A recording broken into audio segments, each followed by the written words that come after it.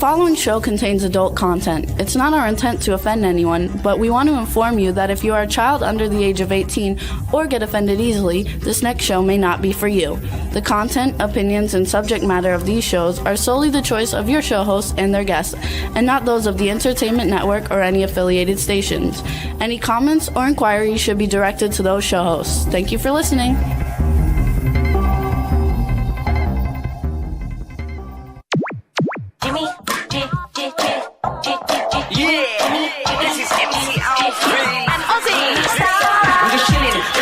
Sitting down and designing, why every man in my thinking, what are we gonna be wearing? Yo, I'm a Liverpool MC, you can't trust me, big up the girls inside the party, let's get down to crazy Jimmy, big up myself and known as Alfie, the one and only, the Turkish MC. Always love the clothes of Jimmy. Bitch, I'm your one I wanna be, Jimmy Star's new celebrity. We'll take you out to Jimmy Star's. Hey ho, what's up everybody? Welcome to the Jimmy Star Show with Ron Russell. Ron will be here in a second. So he is coming. I'm not sure exactly what he's doing, but I think he's getting dressed. And we had a slow morning, but hope everybody is doing well. We got a great show for you guys today. Before we start talking about it, I want to thank everybody for all the wonderful birthday wishes yesterday and all the anniversary wishes, because yesterday was Ron and I's anniversary. We got married on my birthday, and now I am joined the official age of old because I turned 60 yesterday. So we want to thank everybody for all the wishes on Facebook and text messages and phone calls and everything. It was really great. And so just thank you. I really appreciate it. And it was fantastic. And I got some really cool shit that the last gift is coming today. So I'll take pictures of everything and put it up on Facebook once we get that done. We want to say hi to everybody in the chat room. Stefan Bell, it's his birthday today. So happy birthday to Stefan Daniel Bell. He's been a friend of mine for like 20 years. Great guy. So we want to wish him a happy birthday and wish him all the best. Lady Lake Music is in the chat room. B. Claudia from Germany is in the chat room. Don Hinton is in the chat room. And I think she's feeling better because she's back. And hope everybody is having a great day and all is fun. Here comes Ron. I can hear him coming down the road right now. So he's coming. And again, thanks everybody. I appreciate it. It was a lot of fun and it was fantastic. And Ron looks beautiful. Oh, screw you. We on yet? Yeah, we're on. I'm live. I told everybody you're on your way. Coming. Only because I am annoyed, pissed off, angry, and disgusted with my hair, number one, that it just didn't comb. It looks like an old broad. No, it looks fabulous. I look like an old Jew from Forest Hills. You guys like his hair? My customers, I used to do their hair like this. All I need is earrings and lipstick. I'm in drag. Anyway, we need haircuts. I got to cut my hair.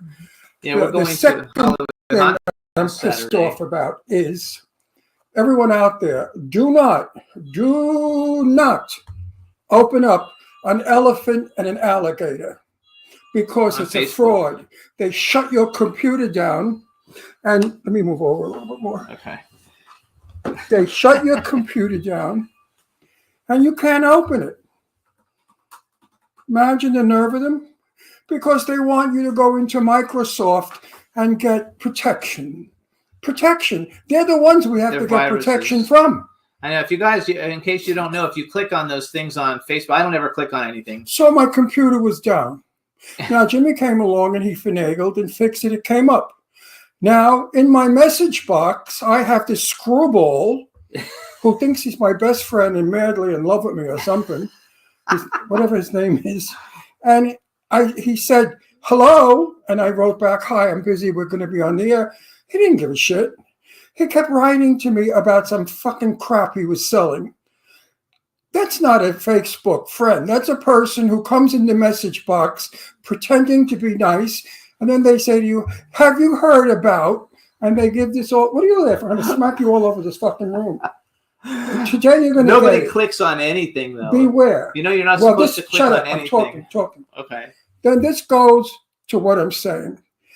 I feel unprotected on Facebook. I feel unprotected in the world because the police, I feel, stick up for the criminal more than the victim. And that makes me frightened because I know stories I'm hearing in Palm Springs and all over where people are being, what's the word I'm going to look for? Proper word. Annoyed, not really robbed yet, but followed, or just people are afraid to go out now and do things. They're afraid to go in crowds because of the shootings. They're shooting at Donald Trump, and people are afraid if they're in a crowd, they're going to get hit. And these are Republican people. So there are people that say, "Oh, good, all the Republicans should get killed." I mean, that I don't care for either way. I've heard people say they want to shoot Carmela in the face. They call her the camel lady because she looks like a camel and she laughs like a hyena. I think all of this crap is horrible. This stuff what they're saying about each other is annoying and disgusting. So I'm just fed up with the goddamn country the way it is today. And yes, it was better years ago. It was much better years ago. Had anybody ever said anything about John Kennedy that was negative, they would be ostracized. We respected all the candidates that were running for president in those days. Today, people have the nerve to think that they're best friends with Kamala or Donald and that they could say whatever they want. Oh, they could say whatever they want about Donald Trump. Oh, like they know him. No. In my day, we respected the presidents that ran. Even that stupid jerk, Bush, he was an idiot, but we respected him. And the other guy that we impeached, Nixon, he was no ball, no dancing at all. He was nothing. And we didn't do that bad about Nixon. But today what goes on is teaching the young people to be disrespectful to older people in position. Absolutely. I mean, I think they defy, no respect and no manners. No, I think they defy me. I think I'm the one I get defied. I have my personality where I tell everybody to go fuck themselves if they annoy me. And that opens doors for big mouths that want to say, I'll get Ron Russell, but they never get me. And you know why they never get me? Because I don't give a shit about them and I get rid of them. I walk over them. And that's a terrible way to be. Anyway, that was enough of my bitching and moaning and But groaning. everybody's saying you don't ever click on anything on Facebook because they're traps. Yeah, but I liked it. It was an interesting article I thought about an elephant and an alligator, and the title was "Guess What Happened?"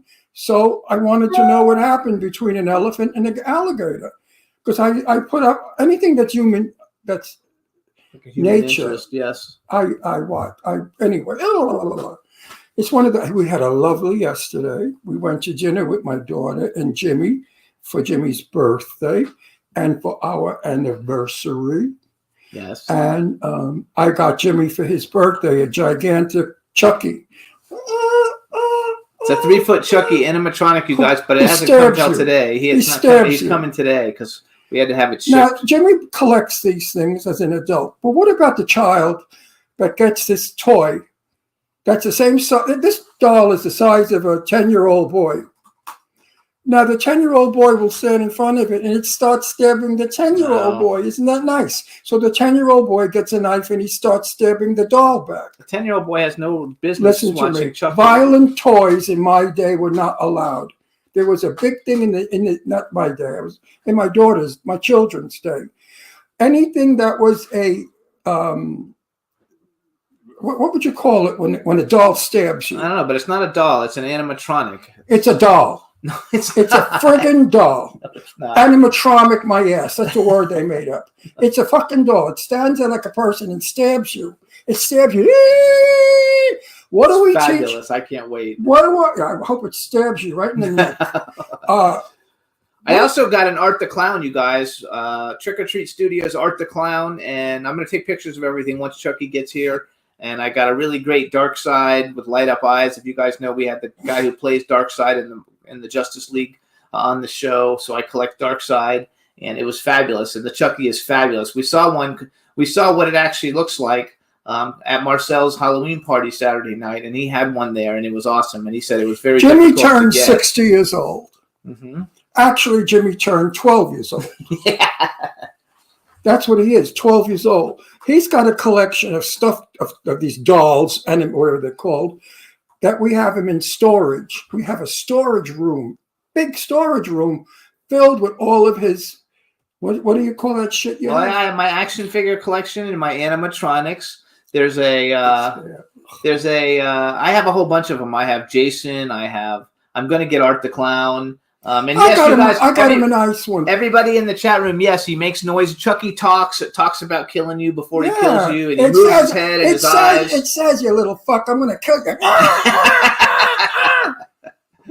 It's awesome.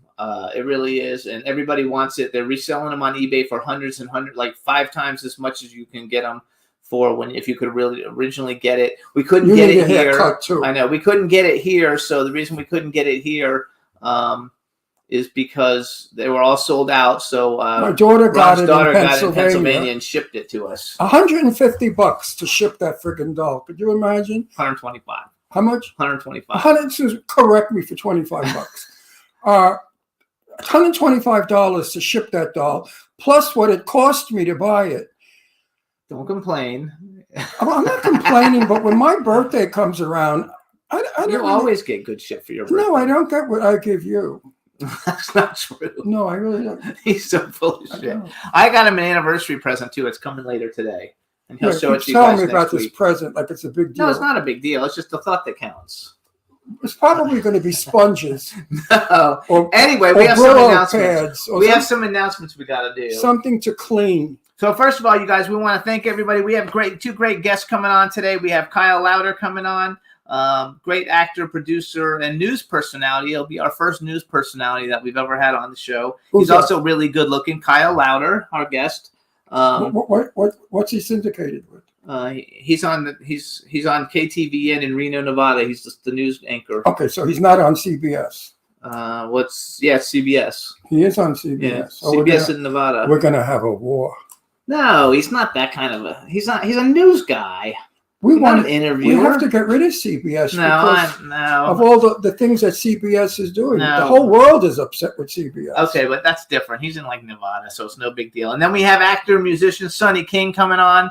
Going to be a lot of fun. I think it's going to be Is a that great a boy show. or a girl, Sonny King? Sonny King is a man. Well, it could be a girl. Sonny? Yeah, it could be. So, I know. But you're probably friends with him on Facebook. I am. Probably. Anyway, going to be a lot of I have fun. 5,000 people on Facebook. You think I remember? Yeah, I them all? remember all mine. I so. can't even remember my name, my own name. So here's some other cool events coming up, you guys. On November 16th, we have Dave Bailey's Day of the Cicada. My boy, movie I premiere love Dave that we're Bailey. going to. He's and a it should be great guy. fun. This weekend we have Halloween Hotness on Saturday. You can still get tickets or make a donation to St. June's. It's I gotta Halloween. tell my story. Halloween-hotness.com. Wait, I got to finish all it because I got a lot of shit to go over here. Then, you guys, if you're in the California area and you're looking for a great music event on December 1st at the Roxy Theater, we have the 21st anniversary. That's my present. No, it's the 21st annual set. Hey, quiet! Violent. Don't you? So speak we have the like children. 21st annual South Bay Music Awards, you guys. The website is southbaymusicawardslllc.com. Hey, you guys! Wait, you do stop. that. I'll go get my present. All right, you guys. So I need to start over. You guys be quiet. So you guys, on December 1st, we have the South Bay Music Awards. It's the 21st annual South Bay Music Awards. The website is southbaymusicawardslllc.com. Red Carpet Awards Show. We're going to have members of Quiet Riot, Great White, the bassist from Metallica, Robert Trujillo. It's at the Roxy Theater. Jimmy McNichol's going to be there, which I can't wait. I'm a huge Jimmy McNichol fan from the day. Christine Peters, who's one of the biggest producers in Hollywood. She did Money Train, Sliver, Bonfire of the Vanities, Rain Man, Tango and Cash, Witches of Eastwick, Flashdance, Gorillas in the Mist, The Saint, How to Lose a Guy in 10 Days, The Out-of-Towners, huge films. We'll get to meet her there, and rock and roll bassist Sean McNabb, and that's just getting started. So please, if you want to check out a great event, go to southbaymusicawardslllc.com. And No present. Nothing came. the dogs are just freaking out for nothing.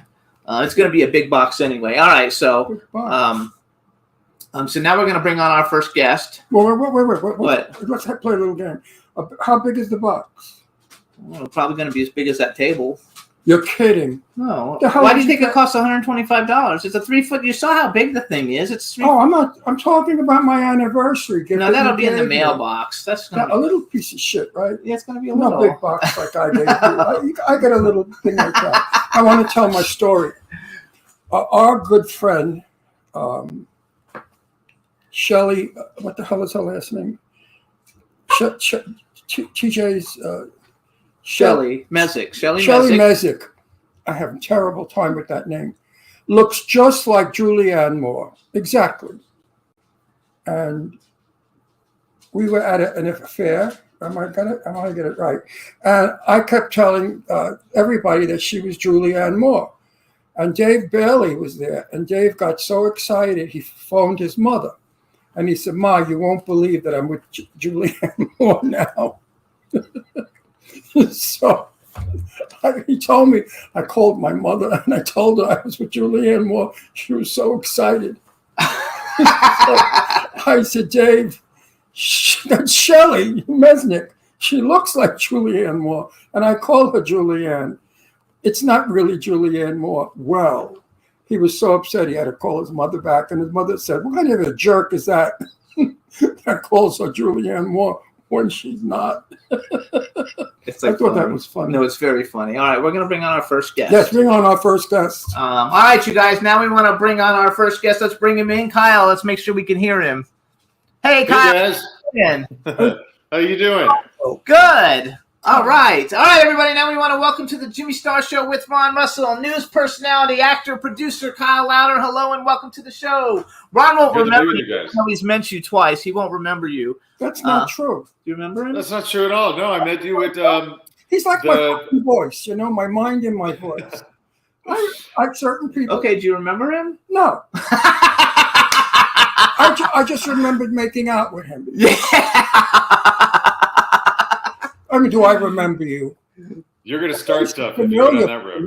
Listen, I'm 84 years old. When this son of a bitch is 84, he'd probably be like this. Anyway, before we get started, this is my cool, outrageous man about town co-host, Ron Russell. Who I'm married to him 11 years. I can't understand how. And then we have a chat room with people filling up, so please just say hi to everybody Let's in the get on chat to room. him. I want to Bring on everybody to the chat room. No, say hi to everybody in the chat room. You have to say talking to hi. me? You, yeah, you. Oh, hi. Hi, everybody. Thanks There for you joining go. us. Now, first of all, are you a reporter? No, I'm an anchor. You're an anchor. Yeah, I anchor the morning news. What channel are you on? We're the CBS affiliate up here in the Reno Tahoe area. We were just Can you tell our engineer to up his You can't. volume? You Can't can't. we That's up him? it. You need to put He's your. coming in very low. No, he's good. Am I Yeah, good?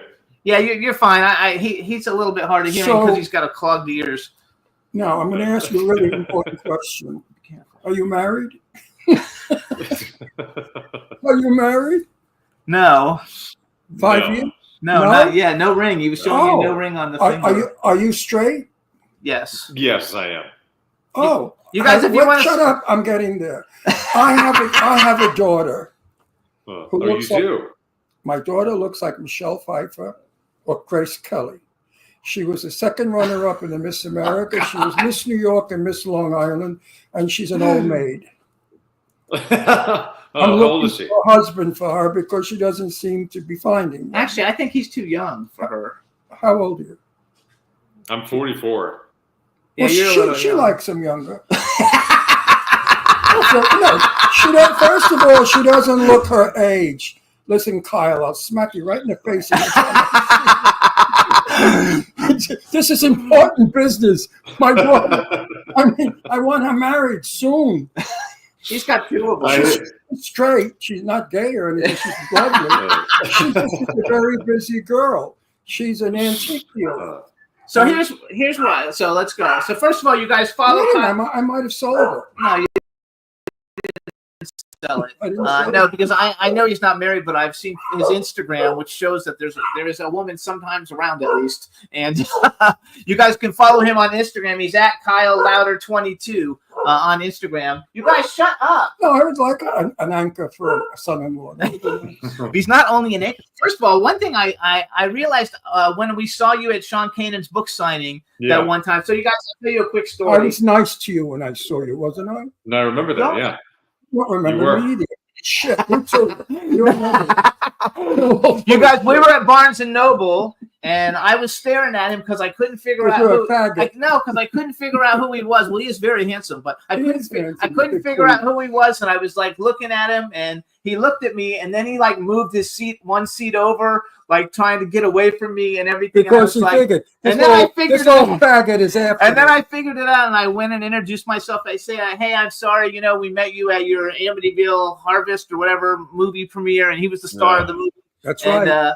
and I, I so I'm not remember like that. I'm not a weird stalker, and then I Or an old reminded queen him that looking for a cute young and, guy. and I reminded him that on Instagram when I asked him to come on the show because he's done so much stuff. And I didn't know that I knew you had been on soap operas, but I didn't know you were like a huge soapy. You're like a huge soapy. You have 781 episodes of Days of Our Lives and 415 episodes of The Bold and the View. That's not like a little casual, hey. So how did you go from being like a huge soap opera star to an anchor, and why did you move to Nevada? The short answer is my daughter. Okay. That's So I'll try to make a long story short. So back during the pandemic, when the whole world shut down, but LA in particular felt like the walls were closing in. It just was not a great place. LA's done Yeah. it. So my ex-wife, who is still a dear friend of mine, and her fiance at the time, Sean Christian, who was also an actor, they bought a house up in Lake Tahoe, beautiful house, like on the lake. And my daughter, or Ari's and my daughter, and myself over the course of the next 3 years, so like 2020, 21, 22, 23, going up to Lake Tahoe and visiting, and she just fell in love with that area. And about January 2023, we just got back to LA from spending the holidays up at the lake. And she came to Mom and me and said, what would it look like if I moved up to Lake Tahoe full time? And, we didn't want to shut her down, but we're kind of like, well, let's at least look into it. Because she was 13 at the time. So you have to look at schools. What's the school district like? Is this even possible? What would it be like for a kid to grow up, in kind of a smaller town? Going from LA to Lake Tahoe is quite the transition. yes. But she was determined for that. So the point is, for me, she was going to, everything checked out. The schools are great. And fast forward, the punchline is she's thriving up here, which is awesome. But rewind, if she was going to go, I was going to go. I didn't want, she's a freshman in high school. I didn't want to spend the next 4 years of her high school, just flying in or driving up and visiting. I wanted to be as close to her as possible. Yeah, exactly. So for me, I was on Days of Our Lives at the time and, doing some other, I was working in Los Angeles as an actor, and I knew I was going to leave with or without a job. But I knew obviously I'm not ready to retire. So I guess by deductive reasoning, I'm like, all right, what's the closest city to Lake Tahoe? Because there's no television production or like film production in Lake Tahoe. And so I'm like, all right, Sacramento, that's about a 2-hour drive away. But okay, Reno is about 45 minutes, a little bit less than an hour at the most. And I just cold emailed all the television networks, all the affiliates, NBC, ABC, CBS, Fox. And I had my resume and a cover letter just kind of explaining my situation about kind of what I just told you. And I said, look, but it's not scripted. It's all broadcast news. And I told them in my cover letter, I said, look, I have no broadcast news anchor reporter experience whatsoever, but I've spent 24 years in television, telling stories through the medium of television, albeit scripted. If you're willing, I started on Days of Our Lives when I was 19. I grew up on a TV set. I'm very comfortable in front of the camera. And I said, if you're willing to teach broadcast journalism, I'm willing to learn. So they got back to me. Everybody, because everybody knows who you are, like all people. So it's kind of like having a celebrity as an anchor at the TV station. Yeah, well, that's the thing. In fact, the vice president and GM of the and actually a few other people at the station, at the network, knew who I was. They were fans of Days of Our Lives, so they recognized me from my acting career. So they said, look, at the very least, let's bring him in, and kind of like they do in film and television, let's do some screen tests. And serendipitously, this was a total coincidence. Both ABC and CBS were trying to fill open anchor positions on the morning show. It was like a serendipitous thing. So I drove up to Reno and I did some screen testing with the morning anchors at ABC and CBS, and I got an offer from both, and the rest is history. So that's what brought me up here. No, that's cool. That's great for your daughter and for you. Now, I lived Yeah, in- yeah. I have 2 daughters, and Okay. I was a single dad. In other words, my wife took a powder, so I had to raise my 2 kids. We lived in Beverly Hills. Okay. I started to see my daughters not becoming the daughters I wanted growing up. They wanted expensive shoes. They were thinking like all the rest of the kids. Then I heard about drugs were coming in the picture. I said, okay, Yeah. we sold the house and we moved to Garden City, Long Island, where I'm from New York. Garden City is a very, very old-fashioned thinking town. The I'm kids- from Westchester. I'm familiar with Oh, it. He's from I'm Westchester. from Westchester, New York. So I'm familiar with Garden so City. Long those towns, the kids are a little stupid. They're not as hip as in LA. All right. I'm so happy. Now, Lara Spencer, you know Lara Spencer, ABC Good Morning Yeah, America, yeah. is a family. She grew up in my house with my daughter Leslie. Lara is our best friend. Lara gets Okay. married. Lara has 2 children, and Lara gets sent to LA to, I guess, Good Morning America, for some reason, wanted her in LA. So she and her husband bought a beautiful house in Truesdale Estates. Gorgeous. And I said to Lara, if I were you, I would get the hell out of here and do not let the boy and the girl grow up here, because you're going to have a whore for a daughter and a drug addict for a son. Because all the kids in Hollywood are demented. They all think that cool and groovy is to tattoo your whole body, stick spears in your face, and do drugs. So Lara said, what can I do? I'm under contract. I can't leave. So I said, well, be very strict. I think she only had 1 at the time. The boy, her son, what's his name? Whatever his name is. Yeah, she only had her son. He was a little boy. And she started to see everything that was going on. And she said, Ron, you're I what's his name? Buff, not Buff. Oh, I know her son so well. Anyway. Great part. That's okay. He's starting to not be quite the little boy I want. Yeah. However she finagled it, I'll never know. But she got her ass out of it. I just think it's very cool that you Wait, did that. For she your went daughter. to Connecticut. She bought a beautiful house in Connecticut where Kate is her daughter. Then she found a guy. She got married, had a baby, Kate. Her children today are the ideal children. Her son is tall, handsome, athlete, got all kinds of college things for football. Her daughter is beautiful and the most lovely kid. No drugs, no tattoos, no spears, nothing. So I love what you did. I love that you took your daughter up, because I know that area well. It's a very beautiful. Yeah. Oh, it's beautiful. I want to go with Jimmy. We were actually just shot. He just shot a movie, Clown Motel, 3 Ways to Hell, and we were at the Clown Motel, which is in Tonopah, which I think is in the middle of Reno in Nevada and Las Vegas. I think is what they told us. It was kind of in the middle. Yes, yeah, it's like halfway between. Reno's in the north, Vegas in the south. Tonopah's kind of it's in the middle of the state. And I think you did the wisest thing, because I think you gave your daughter a break, that she doesn't have to do terrible things to keep up with the rest of the little shits. Well, listen, this was her idea. She wanted to do that, and so I commend her. And Well, honestly, she didn't fit in. Don't you get it? She wanted. Well, listen, if she loved her friends in LA, kids at that age don't leave their friends. They love their friends. She obviously was not liking what those kids were like. She didn't want to be like them. She wanted to get away. Yeah. So wait, yeah. so yeah. I think it's This is for terrific. you. This is the best applaud I could ever give you. Not for your Thank you. stupid talent, but for being a great, for being a great For being a dad. great dad. For being a So, great dad. so I have a question then. So 19, you started your 44, so it took 25 years you've been doing entertainment. Was Days of Our Lives, was that one of your first things that you got? Because you've done a bunch of movies and TV shows and all kinds of stuff. Was Days of Our Lives one of your first deals? It was the first. Yeah, it was the first. The very first one. Yeah, I had a very interesting story. I started out kind of cliche. I got discovered by a modeling agent, and then I modeled for Abercrombie and Fitch and Speedo. Thank God you can't find those photos anymore. But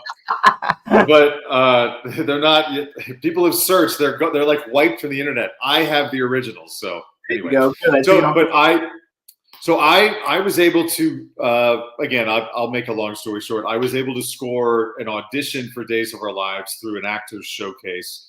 Fran Bascom, who was the casting director for Days for many, many years, she's passed away now.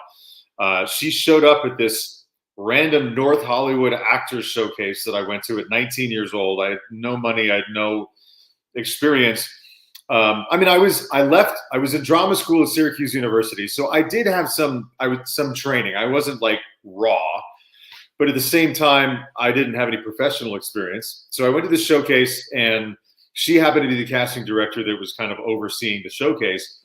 And again, serendipitously, Days of Our Lives just happened to be actively looking for a 3-year contract role on Days of Our Lives that I just fit the bill for. It was for, we just lost Drake Hogestyn, the Days of Our Lives soap opera icon. It was for Drake Hogestyn's son, Brady Black. And I auditioned. Fran brought me in for the initial reading, called back for the screen test, called back for a second screen test with Drake, and got the role at 19. My first job ever. I was only in LA for like 6 months at that time. It was the first, I almost don't want to say this. It was actually the first professional audition I ever had. And you nailed it. I think I tell people that I think what was working in my favor was the fact that because it was the very first audition I ever had, I'm like, I'm not going to book this thing. Like, it's nobody ever does that. I'll just go in and try to make a contact with Fran Bascom. Maybe she'll call me back in the future or whatever. But I think that taking that pressure off myself, I was very chilled out. I was very relaxed, and yeah. So Dave was, because back then, like, everybody good looking. Back when you started, now they put every kind of person on, but like back then, everybody was good looking, and the fact that you're good looking probably couldn't. Yeah. Well, I don't think it. Yeah, thank you for that. I don't think it hurt. Yeah. Yeah. Kyle, question. Answer it honestly, or I'll have some people hurt you. Yeah, right. This guy's huge. Which do you prefer, anchor or actor? Because to me, being an anchor, I'd be bored to death. I would never giving up. No, acting is the one.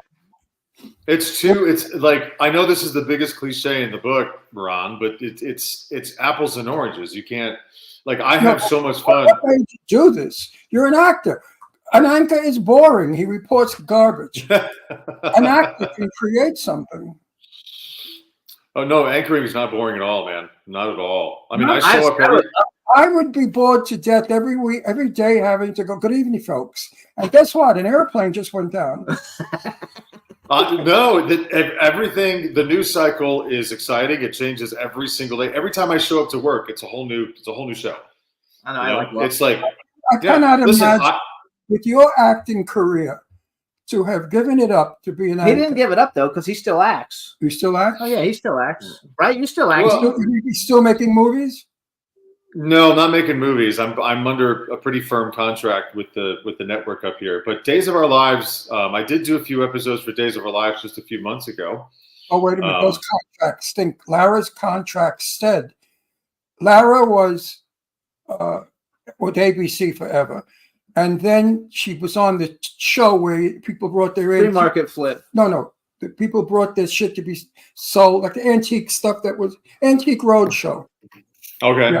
Yeah. So she had to give a portion of her salary to ABC in order to do that. Oh, not easy. These contracts are not good.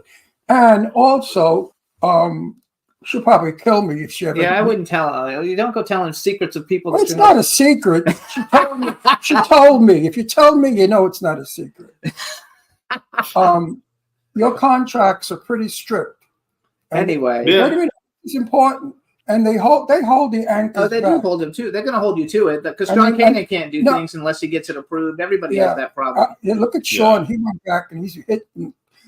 That's how I figured you were a soapy that You know, day. we love Sean and Michelle. They're our closest friends. You know that, of course. Oh yeah, no, Sean's awesome. I've known Sean for 20 love 20 Sean. years.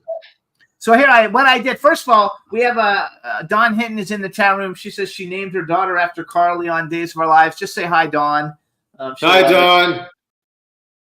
Dawn. So I made a little list of all the people that have been on Days of Our Lives that we've had on our show over the years because we're 7th. This is our 17th year on air as a podcast. And I've 17. never gotten paid Yes. once. Yeah, Never this is our once. 17th year, and we're averaging our last 2 weeks ago. Our show got 13 million plays. And I say to Um, Jimmy, "How come you don't pay me?" You know what he said to me? "Oh, we're married." So here's some of the people though. Then and some of them might have been on when you were on, but I know since the show runs, such a long thing. But we had Charles Shaughnessy, Charles Shaughnessy, Kristen Nice Chappelle, Wesley Ewer, Kevin Spiritus, Jack Coleman, Barbara Crampton, Paul Logan, Mike Manning, Katie McLean, Ian Buchanan, Jim Beaver, Lyndon Ashby, Morgan Fairchild, and Gina LaPiana. And then, all nice. and all then when nice, you go all to nice. The Bold and the Beautiful, which is like the only that's still going, and it's Yep. very popular still. You're on 415 episodes on there. Actually, I'm pretty good friends with Jacob Young, but Sean Kanan, Bobby Eakes, Ron Moss, Ian Buchanan, Barbara Crampton, Antonio Sabato Jr., Robert Craighead, Constantine Maroulis, Crystal Chappelle, Tristan Rogers, and Sean Whalen.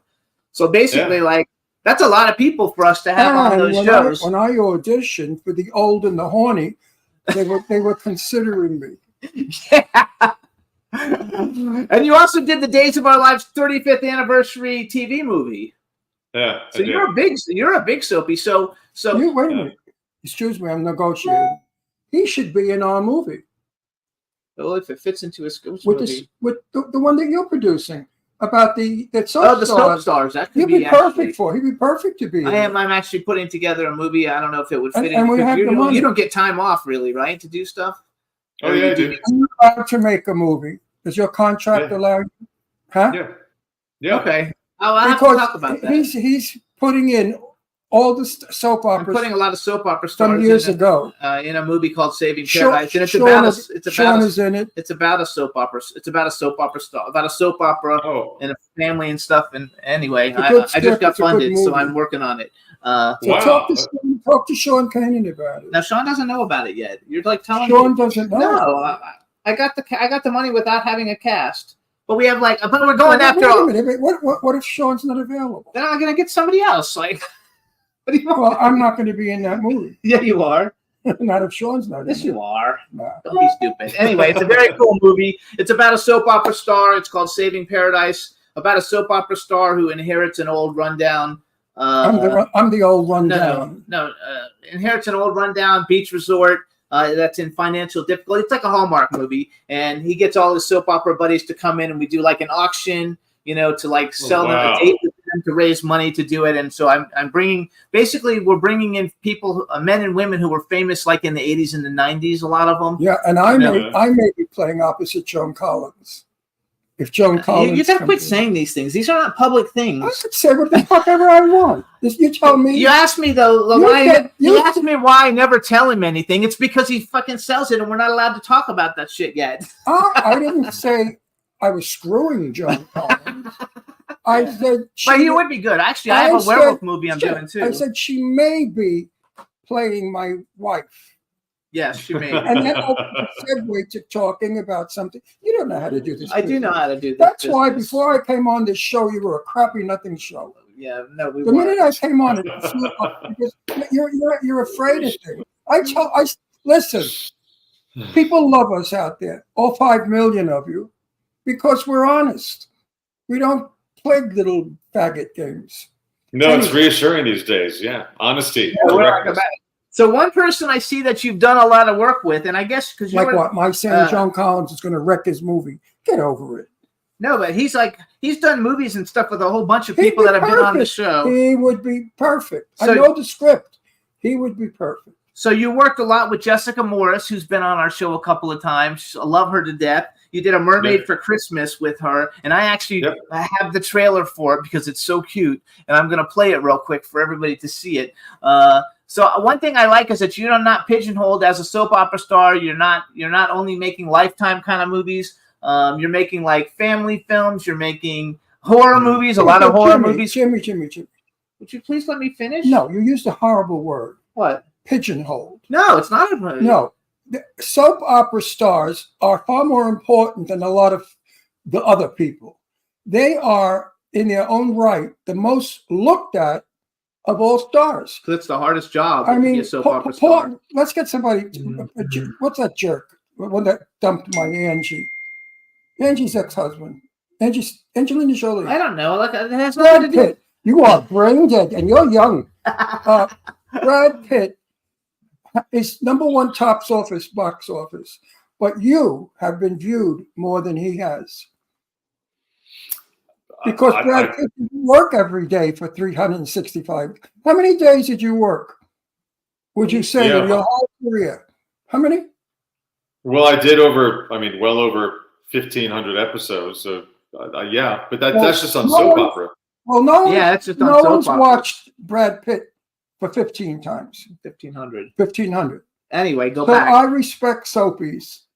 If I were really, But you missed my point. My No, point no, is I said the word horror pigeonhole. movie. I know, but horror movie people who come on the show, they're pigeonholed into horror. You've done a ton of Yeah. horror. No, but you're not use the pigeonholed. word. You know what pigeonholed means? Yes, it means you're stuck in. That's the only thing you do. You Yeah, co- and that's a wrong thing you're saying. no, I'm saying he wasn't pigeonholed. None of our soap opera actors. I know, but a lot of our other friends are pigeonholed into to one kind of movie. because they like the salary every week. Yeah, And they like, what do you think? They make a lot of money. We think Sean Payne works for shit. I'm not talking about Sean Kanan. I'm talking about horror movie people. You're not paying attention to the I don't give a conversation. shit about horror because it's the stupidest industry. No, it's not. Just chop 'em up Anyway, and go blow back to them. you. I want to go back to you. So one thing about about soap opera people is that because you guys have to do so many pages every day, and you have to Sean memorize it, and Kanan you have to said know one it. day he went to work.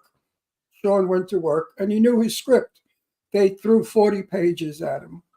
Yeah, I said, I've so been what there. did you do? He Yeah, said, he's been there. he said, I had to learn 40 pages in 2 hours. I said, Yeah. I took about 40 years to learn 2 pages. No, So it's that must be easy for you because otherwise you wouldn't have made it for all those years. What's the easy. most pages that were thrown at you? What's your most pages that were thrown at you? Oh God, I don't think it was ever 40, but it was definitely over 20. Like brand new pages, like fresh. Yes, No, that's what they Never- did to Sean. They gave Sean Yeah. 40 brand new pages. I like unbelievable. So you did this movie. It's you guys can see this movie. It's called A Mermaid for Christmas. It's only like a 2-minute trailer. Yeah. So introduce it to us. We're gonna play it real quick and hang on, and we'll be right back. But introduce it for us. And Juan, get The Mermaid for Christmas, please. Go for it. Oh, you want? I want you to just announce the trailer. That's your film. Oh yeah. So I mean, A Mermaid for Christmas. This is like it's developed into a cult classic. It has a huge cult following.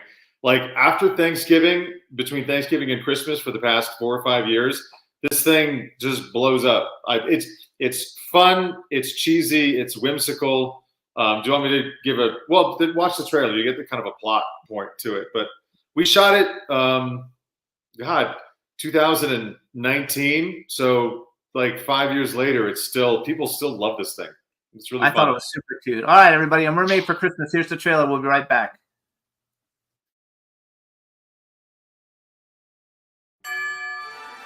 Merry Christmas, everyone! Would everyone please stop saying that word? Christmas Eve is not a word!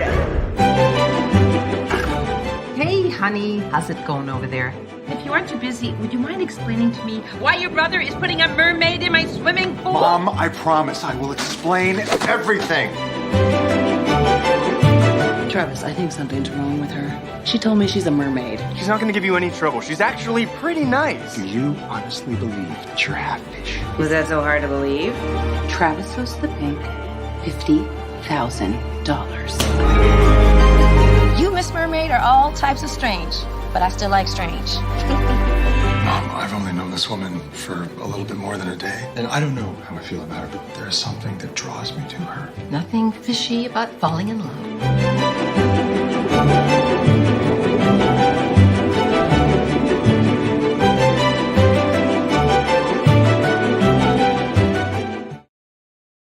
Hey, I love it. I think it's so cute.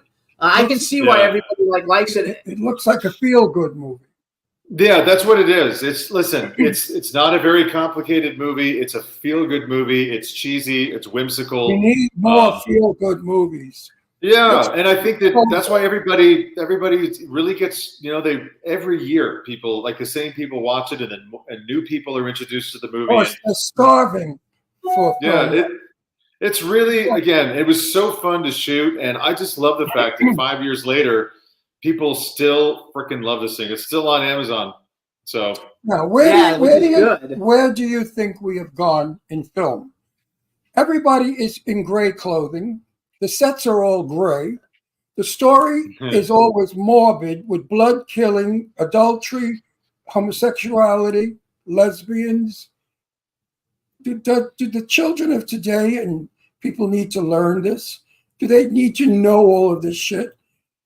I think that I would agree that film, a lot of film has really gotten quite serious. Fine, fair. I think that we had a movie when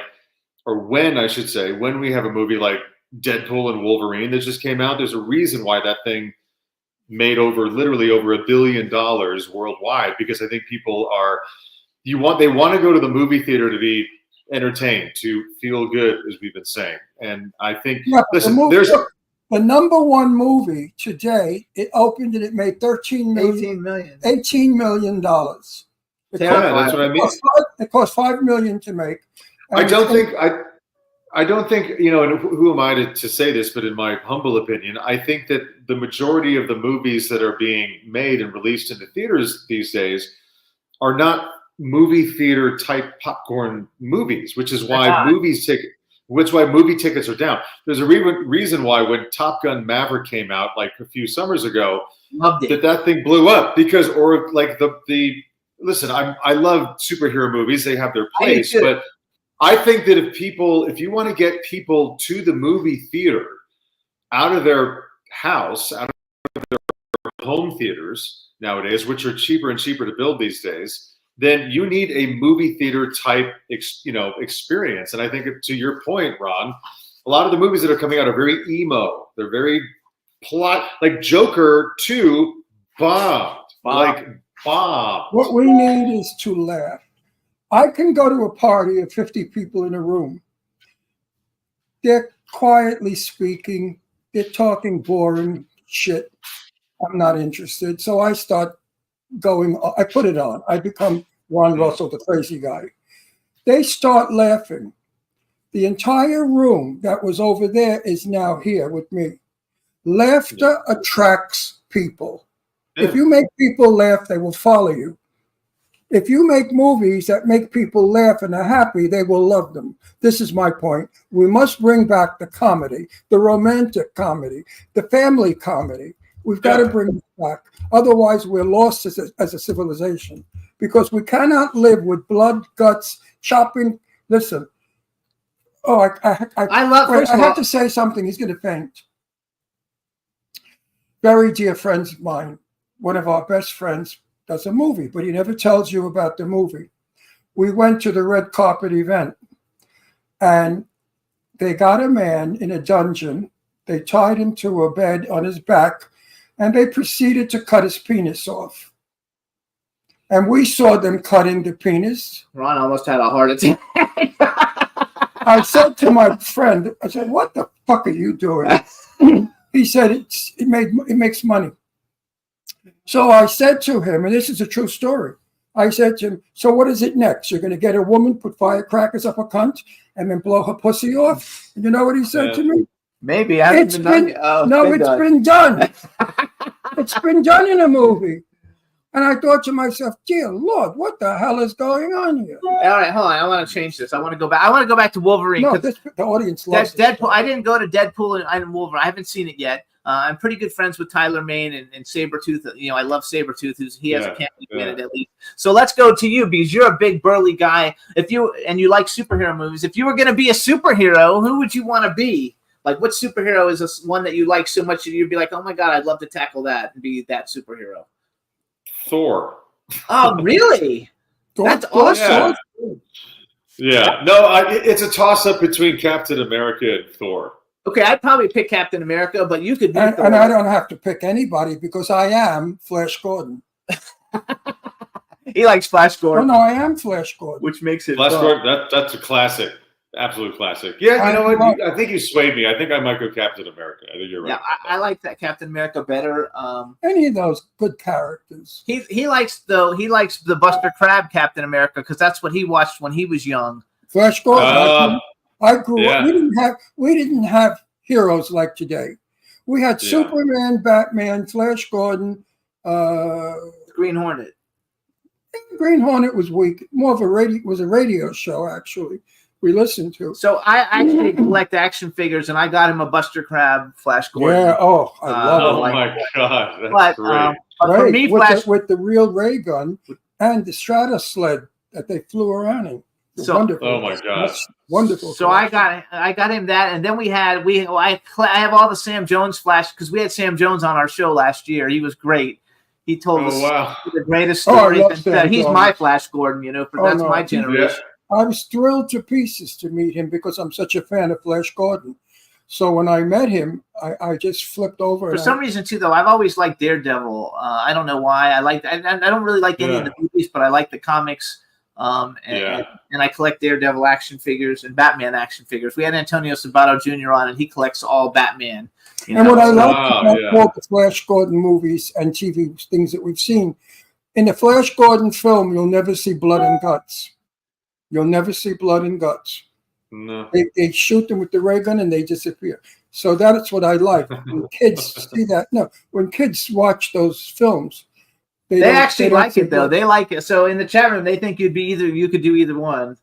They think you could be Thor or Captain America. So that works. And maybe that opportunity will come. Maybe somebody from Marvel will hear this and they'll be like, "Oh my gosh, we have to go to Kyle Lowder and oh my God, yeah." Because they don't want to. The guy doesn't want to be Captain America anymore. No, but you know what I read? Chris Evans. Listen, wait. Nobody's talking. Nobody talk. You could apply. You should go try out for it. They are making the new Flash Gordon. Yeah, we read that they're making. They're looking for an Emperor Ming, and they're looking for Flash Gordon. Really? Go try out. Get your agent to figure out who's doing it. You could be Flash Gordon. Oh my God! I love it. So do you like doing movies better or soap operas better? And is soap operas really a lot harder just because of all the script challenges? I think soap opera was a lot more. It kept me busier. It was more of a regular thing, which I think any actor would agree is always a good thing in the entertainment industry. I think the reason why I love film so much is you guys know this, you really get a chance to create a scene. Soap opera is, soap opera, and it's to no fault. This is the way they've always done it. It's the way they have to do it because they shoot 5 episodes a week. There's no reruns and it's year round. They just don't have a lot of time on set. So, the sets are pre-lit. The blocking is, you have very minimal. You have 3, sometimes 4 cameras. And, if you shoot the scene and everybody hits their mark and nobody messes up their lines and it's a good scene, they take it and they move on. Whereas in film, as you guys know, again, it's like one camera. They light you specifically, for the scene. So you look great. And you really have a chance. You can do as many takes as you want. Like I think David Fincher's infamous for doing 100 takes, for one line, something like that. And I think that's the extreme. But as an actor, you really feel like you're just getting down to the absolute core, the essence of what you want to get across in a scene. And I think any creative likes that that extended and that deeper creative process. Soap opera is just it's very fast. But again, I like the fast pace of it. I like the fact that it was very, very steady work. And you know, it's the closest thing to kind of like a 9-to-5 job that you can have in the entertainment industry. It's very steady. It's very regular. But again, film, I think creatively takes the cake on that one. Absolutely. You know Tristan Rogers, right? I know the name. I don't know him personally. Oh, he lives here. We know him. Oh, yeah, we live in Palm Springs, just so Yeah. you know, and all the And- soap operas have houses here. Yeah, and I said to Tristan something about the long hours, and he said to me, "Ron, I could work around the clock. Yeah, I could too. I think I would agree with that. All the energy in the world, but the I would day- agree with that. he's think not that- working, he said he can't even walk. Yeah, I think at the end of the day, it's a cliche, but you know, when you do what you love, it's not, you know, you don't work a day in your life. I did a horror movie one time where we had to do night shoots because the whole thing took place at night. It was like the whole movie took place over the course of like, the script was one night is what I'm trying to say. It took 2 weeks to film it, but it was all during the night. So my call time was 6 p.m. shot till 6 a.m. every day. First of all, that was the most brutal schedule ever because you're working through the night, sleeping during the day, which I played a vampire and I quite literally felt like a vampire during that movie. I don't ever think I really want to do that again, but I loved it because I was on set and I love being on a set. That's how Tristan. Tristan is only happy when he's working. Now, let me give you the lineup of who we know and who lives here. This is like soap opera city. Sean has a house here. Sean Kanan, Tristan Rogers, what's the name? The one I like. All the girl ones. Oh, geez. Bobby Eakes doesn't live here anymore. She moved. Not Bobby Eakes, the other one. You have the one that we went to her house all the time. What the fuck is her name? Oh, you shouldn't bring up conversations if you don't know who you're going to well, say. you know, I'm old. I'm trying to make a show, and it's very difficult. Now you know why I have an earpiece when I work. I get fed lines. I don't remember. Who's the one? Judah Chapman lives here. Judith Chapman lives here. Michael Damian doesn't live here, but we know him really well. And what's the other girl who I love a lot? Oh, I love her. The airline stewardess. Oh, she doesn't live in Palm Springs. Yes, she does. She lives in L.A. She has a house here. Oh, I didn't know that. You would know her. Young and the Restless, Kate Linder. Kate. Oh, wait, she's an airline stewardess? Yeah. Flight attendant? She's a sweetheart. We love her. Oh, she's been a flight attendant her entire career. When she's not working on Young and the Restless, she's like their celebrity flight attendant. She's been doing it for years. Well, you would know. I never knew that. She was at Sean's book signing that we were there. She knows her, but he didn't know she was a flight attendant. Oh yeah, she was. I know Kate. I had no idea she was a flight attendant though. Which is cool. And what about the other one, the one I like that's in the series that plays the wicked bitch that tells Sean he's too old? She doesn't live here. She lives in L.A. She doesn't have a house here? No. Oh. What was her name anyway? Oh my gosh, I can't. I forgot. Anyway, we have I think every soap opera star is here in Palm Springs. It's a nice place to live. Yes. No, it's not. It's too hot. It's very hot, but he's in Reno. Very It's hot in Reno, so right. Not Palm Springs though. It's too gay and too hot. We're gay. It's too gay. No, it's much too gay. I'm going to tell you who he's the person that he can't think of. I love her. She's a wonderful. Carolyn Hennessy. Oh, what an actress! We both go. Oh yeah. All right, so you know here, who she is, right? I'm sure he knows. Yeah. Carolyn Hennessy. Yeah. She was there too the night that we met him, saw him. So okay, so here's a question I like to ask everybody. First of all, you have another movie, and I haven't seen it. Tell me if it's any good. I want to see it. I love the cast. It's called The Ravine with Eric Danes, Terry Polo, Leslie who's the Odom, Peter first Fasinelli, and Bill Kelly. Is that a good movie? I think it's a very, very good movie. Like just the cast alone. Cast is phenomenal. Yeah, it's a very, very intense movie. I will say, it's like going back to what we were saying before. It's very heavy. You know, it's not. But I will say, and I do mean this. It has that, for lack of a better word, that redemptive feeling at the end. Though it's a very No, all's well that ends well. But here's the fascinating thing about that film, though. It is based on a true story, and it's actually pretty accurate to the real story. And it's about a husband who kills his family, his wife and his kids, and it's a deep dive into the exploration and the psyche of both somebody who would do something like that and then the people that are affected by it, like his family and friends and things like that. I play the brother. I play Peter Fasinelli's brother in that movie. And I have scenes with him and Ron Dane and Terry Polo. And the acting is great. The writing is great. The movie visually is great. And it's really deep, but it does have a very redemptive quality at the end. I do recommend it. Who produced it? Who did it? I don't know who did it. Who produced it? Keone Waxman directed it. He's very famous for back in the day. Got to start doing Steven Seagal movies. I love Steven Seagal movies. They were my favorite when I was young. No, you guys, Ravine. I'm gonna actually watch it. Why is Joe Kelly in that? Joe Kelly's not in it. I thought I heard Joe Kelly. No, Joe Kelly. No, Joe Kelly's not in that. No, Bill Kelly, which has somebody. He's a Facebook friend and Instagram friend that I know. No, but it's an A-list cast. It's a really good cast, so I thought it might be really good. So here's something I like to ask everybody: bucket list. Worked with a lot of cool people.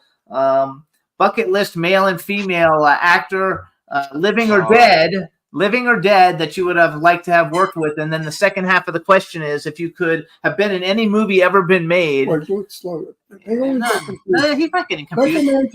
No, they have to have time to think. If you could be in any movie that's ever been made in history, what movie would you have liked to have been in? And that way it's a 2. Yeah, these questions are so tough because being a fan of film and classic film going back to the 30s and 40s, I'll answer the first question. The second question first. Hands down, I want to be in Casablanca. I want to be on the Warner Brothers lot on those sound stages shooting that. That is my favorite classic. I would say even just favorite film of all time. That one and To Catch a Thief. Who would I act with? Oh God. Because again, you have classic. You have classic film actors and modern actors. So give me a classic one and a modern one. God, I'd love to work with Humphrey Bogart. I think he's he's so people just like, oh, he's not a great actor. I mean, that man is he had such a presence on screen for such a small man. That would be great to do to work with Humphrey. Grace Kelly in To Catch a Thief is just absolutely divine. She's crazy beautiful. Just what a starlet back then. Jeez. I was in love with her when I was 16. Right. Then so you know, real quick. So Ron was best friends with Jane Russell. Oh wow! He was best friends with Jane Russell, and he has met all of them. He did stuff with Elizabeth Taylor. He knew Betty Davis. He knew all those different stars. I like Cary Grant. I love Hollywood. The real Hollywood. I'd love to work. Grace Kelly and Cary Grant in To Catch a Thief are just. I mean, that would be amazing. I would either love to be in To Catch a Thief or Casablanca. I'll have to go with those. Classic actors, Grace Kelly. I like your answer. I agree with that wholeheartedly. I'd love to work with Charlize Theron because I think I like that. I would like to because I think she is that actress. And there are a lot of actresses that fall into this bucket, but she is so fiercely beautiful, but equally as fiercely talented as an actress. Like, look what the movies she's done. She hasn't just played off of her looks, as they say. I think she would be such a challenge in a good way to work with because you would have to raise your bar so freaking high to work with her. I agree with you. Yeah. What about a male? Yeah. What a male actor you'd like to work with? One. Oh man, Robert Downey Jr. would be an absolute hoot to work with. Oh, I like that. Yes, I like that too. You would not like working with him. No, I hear he's a lot.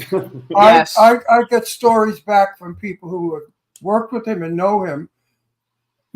My nephew. No, don't tell that story. Yeah, I'm going to tell it. I'm allowed. Don't direct me or censor me. My nephew was a dope addict, big time dope addict, and he used to sleep under the Santa Monica Beach Bridge with Downey, who was a drug addict. Back too. before he became The Iron both of them used to go hunting for drugs. Big Wow. drug addict. And the stories that I've heard about him, oh, I think he's kind of he's reinvented himself though. Yes, Like, he has does- reinvented himself. Yes, Yeah. that was a long time into a ago. nasty son of a bitch. But they who's do say he's arrogant not that nice. and thinks he knows it all. They do say he that. thinks he's the superior person. No, I like He's nothing Logan. but a bit actor. He's still a bit actor as far as I'm concerned. I know stories about what he's done. I don't agree with that part, but I agree with the No, fact that I he's don't difficult. believe that anybody in our business has the right to be ugly or not. The beautiful part of old Hollywood was, no matter what, if you were a bitch or a killer man, you never let the audience know. You were always gracious and charming. He means when they're not on screen, yes. When they're not on screen. But No, I hear you there. these actors that misbehave, how can you like them when you know all the crap about them? I mean, look at It's fair. Britney Spears when she came I know, out. we're gonna see a lot of shit though when the Diddy shit comes out soon. Yeah, but when Britney Spears, hey, listen, Britney. That'll be your big story for you. Britney Spears. I'm already reporting on it, man. It's Britney Spears. there's so many people that are gonna go down with that shit. I'm just telling you. I can't wait for it all to come out. I actually met Diddy. I met him before. He wasn't very nice. I was at an awards show with him. They're gonna have to protect him because the people are gonna try to have him. Oh, killed. absolutely. Just like Epstein. Yeah. So it'll be interesting. All right, you guys, this is Kyle Louder. Please check out all his different films. He's got a bunch of good ones. Wedding Day is another one that he's got. A Mermaid for Christmas. You want to see? It's going to be up for Christmas now. He hasn't. You have another one? Oh, Heart for the Holidays. Yeah, and then also check out for Halloween. Check out Amityville Harvest. It's on Apple TV, Amazon streaming right now. That's a really great horror movie that is great for this time of year, like Halloween. That's a good one. You gotta love it, everybody. So follow Kyle. My final words to you, young man, is try to be honest and tell the truth when you deliver the news. Don't sugarcoat anything. Don't try to fool the public, because the public. Don't worry about that. Don't worry about that. Oh, yeah. Good for you. Don't Tell worry it about like it is, or get the fuck off the show. That's my feelings. I agree with you. So much of I the agree with news you. today is a lie. Yeah, he can't stand the news. Is Yeah, covering I'm up. not part of that, Colt. Don't worry about that. Good for you. And I hope that you get I hope everybody gives you the scoop on Diddy first, so you get to break it, because it's the coolest thing ever. And if we get to vote for the best anchor, if we get that, we get all. We don't live that, but that's in Nevada. I don't. We think get everything. We vote. We want you to win the best news anchor. Everybody, We will vote for you. Check out Thank KTVN in Reno on CBS, you guys. Follow Kyle on Instagram. It's Kyle Louder 22. We want to thank you for coming on the show. Best of luck with everything that you're doing. And if you get some big movies coming out and that you're doing them, please let us know. We'll bring you back. I'll let you know. Thank you guys for having me. This is really great. I appreciate You've it. been terrific. Bye-bye. Thank you for a good show. Yay! You're a good talker. Thank you. I guess that's why he's All an right. anchor. Yes. Bye-bye. Bye-bye, All right, guys. everybody, before we bring on our next guest, we're going to do a quick play. I told you guys we would play the trailer for Clown Motel 3 Ways to Hell last week, but we didn't do it because I didn't have it. But I've got it now, so please, here's the trailer for Clown Motel 3 Ways to Hell. Enjoy it, and then we'll be back with our next guest. To fulfill your ancestors' separation of the human world and the clown world. First.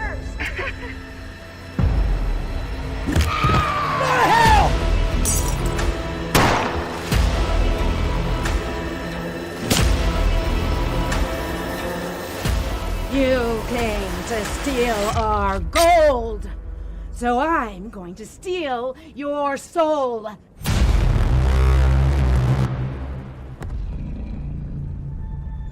What's the verdict? We have 12 missing military members.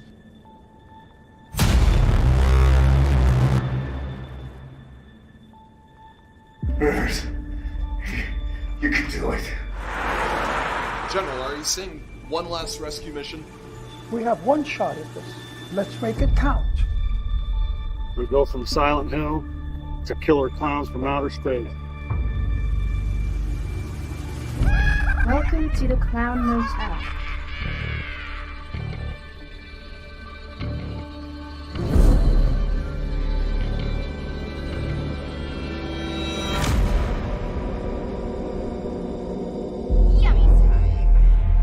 ever hear of the blood moon ritual? The transformation was a success. Now go get me those sacrifices.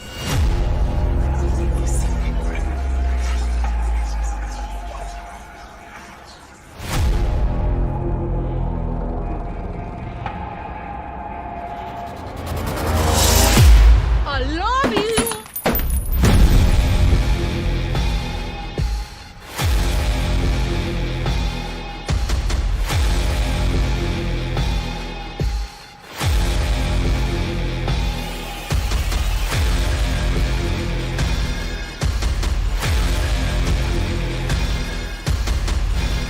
You see, the queen was chosen.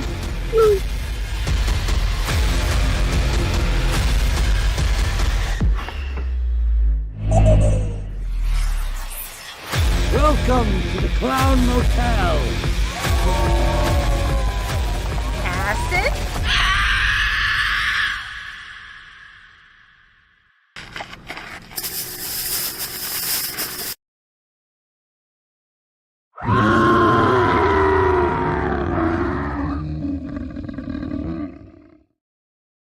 Hey everybody, so that's Clown Motel, 3 Ways to Hell. And it's not coming out till next year, but the video just got released a week ago, so I hope you guys enjoyed it. And now we're going to bring on our next guest. Let's bring on Sonny. Hopefully it all works good. Hey Sonny, how you doing? Hey there, I can't complain. Good for you. Question, is this the famous Jimmy Star and Ron Russell show that I am on at the moment? Yes, it is. Okay. So let me introduce you to my cool, outrageous man about town, Ron Russell. And our dog, Ron. Astro. Hey, Ron, how you doing? Hey, guys, another thing. One more thing. I'm celebrating 341 days clean and sober. Good for you. Congratulations. Not all in a row, though. Oh. He's like you. Did you hear what he said? No. I'm celebrating 341 days clean and sober. And then he said, but not in a row. So we have a chat room filled with people. Say hi to everybody in the chat room. Hey, how's it going? Hello. There you go. You can't see them, but they can see you. Buenos so something. There you go. Buenas tardes. Buenos menos. So let me ask you a question. Mucho gusto en conocerlo. That's all I know. That's fine. That's all you need to know. So that means, okay, go ahead. What does it mean? It means it's very nice to meet you. Mucho gusto en conocerlo. And so, what are you?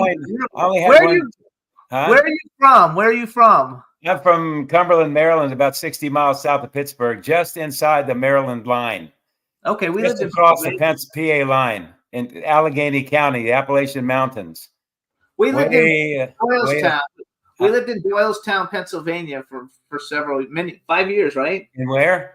Doylestown, Pennsylvania. Doylestown. Closer to New Jersey. Pretty close to New Jersey. It's next to New Hope. Next to New Hope. Oh, New Hope. Yeah, I'm familiar with New Hope. They have that big film festival there that a friend of mine, he's one of the producers of that film festival, Tom Mulligan. Oh, I don't know. Yeah, I mean, I was in PA a lot. I went to see when I was a kid. My cousin used to take me to see the Steelers and the Pirates play. There you go. Way back when they still had Terry Bradshaw and Roberto Clemente on the Pirates, and way back. So because we were only an hour south of Pittsburgh, so he knew Terry Bradshaw. His wife was the ice skater. My daughter Leslie was taking ice skating lessons on Long Island with Bobby Denard, and one of the women there was his wife. The hell was her name? Anyway, it doesn't matter. Starbuck was her name. Something Starbuck. So anyway. Hey, let me ask you a question. Is this better with his light off or no? Turn it back on and let me tell you. No, it's better with the light on. Better on? His wife's name was JoJo Starbuck. Oh, yeah, I remember. Yeah, I remember. JoJo Starbuck. Yeah. That was Terry's wife? Very nice lady. And he was at the ice skating rink, and we met him. So I have a question for you, because I don't know if you saw any of the interview we just did, but he was a soapy. And you've been on a bunch of soap operas too, but I didn't know it because it's not on your IMDb, but it's on your resume. Yeah, I did a bunch. When I first got General Hospital, Days of Our Lives. Yeah, when I first got out here, in about 82, I believe it was. It could have been 81, but I think it was 82. But when I first got out here, I had no idea what to do. So I went to Samuel French's on Sunset, and I don't even know if it's still there. Samuel French Bookstore. Do you remember that one? Do you know French's? Of course. Samuel French, yeah. It was, it was an actor's store, basically. They had, all the casting books, or the names of all the casting people were there, and they had all these books on acting and how to break into the business and all this stuff, right? So I got a book. I went and got some headshots. I started sending them out all over the place. And Dora Sabaw from Days of Our Lives, NBC Burbank, called me in. Do you remember Dora Sabaw? Anyway, she called me in. I read for her, and I ended up doing a bunch of Days of Our Lives. They were all guests. The guy was on. The guy we just had on. He was on like Days of Our Lives for like 20 years. Yeah. I mean, I was never a regular, but I did a lot of co-star and guest star roles on it years ago. And then, it was a lot of fun, and I agreed with him. I mean, I didn't have the steady work that he had, but it was great to get called in every so often and play like a Missouri State Trooper or a mob boss or a construction worker. It was always some blue collar, a cop, military. With my look, obviously you can see that, I'm sure. So that's what I got called to do. And then I did a casting director workshop with Gwen Hillier from General Hospital. Mark Teschner was the head caster, and Gwen was his assistant. And I did one of those workshops where you go in and you read a scene or two scenes, you pay $40. And then a couple of days later, Gwen called me and says, "Hey, I'd like you to do on the show next week. I'd like you to play blah, blah." I forgot what it was now, but she said, the script will be, send the script to FedEx you the script. So I ended up doing a bunch of General Hospitals, and then, and they were great because, I remember one time I did General Hospital. I was from the parking lot in makeup, wardrobe, shot my scenes and was out back in the parking lot 1 hour. There you go. That's easy money. Actually, hold on. Everybody in the chat room is talking about JoJo Starbuck was very famous. So Terry Bradshaw's wife was really famous. They said. I definitely heard. JoJo Starbuck was a skater, professional skater, and my daughter Leslie was about 8 or 9, and Bobby Denard, who owned the rink, was my dearest friend for years and years. So when I was there with my kid, JoJo was there. In fact, my daughter Leslie modeled for JoJo Starbuck's. Those 2 pictures of Leslie in the ice skates. They photographed my daughter in ice skates wearing JoJo Starbuck's skating clothing. You guys are kind of from the same generation because he's only a little bit younger than you. Nobody's younger than me. I'm a lot younger. I'm a lot younger than him. A lot younger. I'm a kid compared to that guy. I'm 50. Well, he's 84, and you're like 75, right? He loves to say that 84. I think he gets a pleasure because he figures I'm going to die soon. No. And he can get my furniture. Yeah. Oh, gosh. I was born in 49. So I know you're a bit older than me. You were born in like 40, 41, 42, somewhere there around. 1940. 40, okay. So you got me by 9 years. Right. Franklin Roosevelt signed my birth certificate. It's true. Okay. Really, Franklin Delano Roosevelt signed my. Not they did everybody. It was a mimeographed one. Right. They don't use the word. word. Wow! Yeah. In those days, it was automatic. I never met him, or everyone that was born while he was in office, his name was on our birth certificates. So I one of the things that I think is like a 6th degree. So Ron has 2 daughters. And one of them used to be an actress. Her name was Deirdre, and she was in a movie. She's still an actress. She's just not working. She's not really working as an actress now. But she had a big role, even though it got cut out, in Elizabethtown. And you were also in Elizabethtown, which means you guys were both in at the same place at the same time. And you know why my daughter's scene got cut out? Because she didn't listen to her father. I said, Deirdre, what are you going to wear on your scene. She said, I have a wonderful burnt orange jacket. I said, don't wear it. She said, why? I said, because the star's not going to allow it. Because you're going to show and she's not. You're tall, you're a redhead, you're young. You're playing opposite a woman who's older. No, it was Kristen Dunst. They're about the same age. No, Kirsten Dunst, yeah. That wasn't the scene Deirdre was in. Oh, okay. Deirdre, I mean, wouldn't Wardrobe and Cameron Crowe have something to say about what she was wearing and say yay or nay? You know what I mean? No. And no, I saw it out. I don't know how the hell I got to see an outtake, but I did. And all you saw was Deirdre's red hair, green eyes, and that orange top. And she kissed him, right? She kissed Orlando Bloom on the cheek or something. No, that's another movie. No, it's not. What movie? No, We're talking about Elizabethtown with Orlando Bloom. No, Orlando Bloom was not in that movie. Yes, he is. He's the star. He's the lead. He's the young male lead in that movie. Yes. Oh, I got the wrong story because they cut her scene out because she was showing. That's the one, though. She cut her scene out of that one. She asked if she could kiss him on the cheek, and I think that they said no, but she did it anyway or something, and then they got cut out. No, I thought it was Roses. No, that's a different one. Yeah, that's the Malcolm McDowell movie. So that's where she kissed. Oh. Anyway, she got cut out of Elizabethtown. Does your scene stay? We just watched that for the first time about a year ago. I have a little bit of stuff in it. Not a whole lot. Some of my stuff got cut too. I played the E-Town veteran. And I have some scenes with I'm in the scene with Orlando Bloom, then I'm in a barbecue scene in the backyard. What's that lady from Georgia she sells all that food. She's a big time chef. Yeah. Paula Deen. Paula Deen. Yeah, Paula Deen.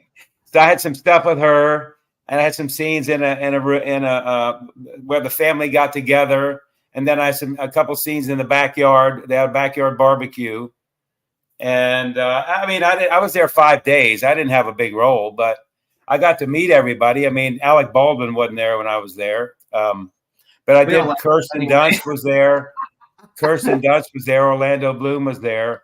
Oh gosh, he's been in a lot of stuff. He always plays a cop. Anyway, do you play a cop a lot? Have you played a cop a lot? Yeah.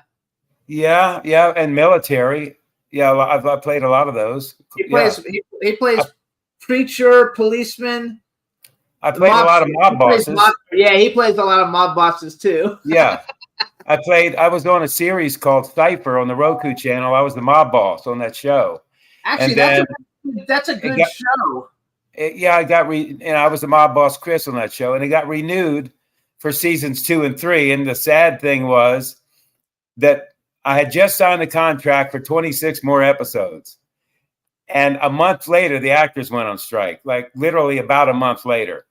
So the showrunner says, Sherry with Organic Media in Santa Monica says, look, well, we've got second season is written. Well, first the writers went on strike and then the actors after that. But she says the writers have written season 2 and 2 episodes of season 3. And theoretically, they're paid. We could go ahead and shoot this, though that second season and 2 episodes. And then the actors went on strike. And she says, well, we're done now. We can't shoot it because this is everything SAG. And it was all union. It was an all union thing. So she said, we're just going to wait it out. And then when this thing's over, hopefully we can get back to filming, And I had signed a really nice contract with a bonus at the last week of shooting.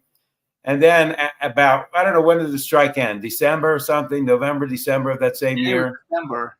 It was 8 or 9 months, whatever it was. I don't recall now, but then Sherry Gruel is her name, very, very nice person. And she was the showrunner. She sent everybody an email, said, look, Roku pulled the pin on the show.